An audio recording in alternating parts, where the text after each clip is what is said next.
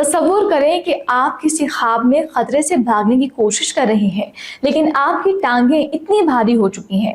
اچانک آپ کو احساس ہوتا ہے کہ ارے رکو، یہ تو صرف ایک خواب ہے، اور آپ ڈرنے کے بجائے اپنی مرضی سے ہوا میں اڑنے لگتے ہیں۔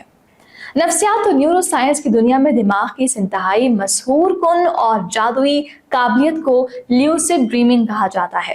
ناظرین، عام خوابوں میں ہمارا باشعور دماغ سو رہا ہوتا ہے، اسی لیے ہم عجیب و غریب اور خوفناک خوابوں کو بھی سچ مان لیتے ہیں۔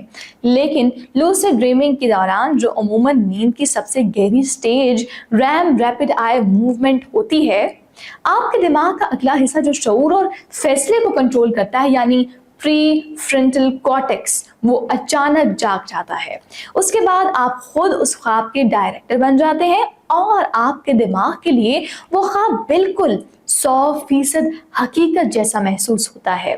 مشہور امریکی سائنسدان اسٹیفن لیبرج کی ریسرچ کے مطابق دنیا کے کئی نامور ایتھلیٹس، سائنسدان اور آرٹسٹ اپنے مشکل مسائل کا حل اور نئے آئیڈیاز نکالنے کے لیے جان بوجھ کر لیوسڈ ڈریمنگ کی پریکٹس کرتے ہیں۔ وہ خواب کے اندر ریالٹی چیک کرتے ہیں، جیسے اپنے ہاتھ کی انگلیاں گننا یا پھر وقت دیکھنا۔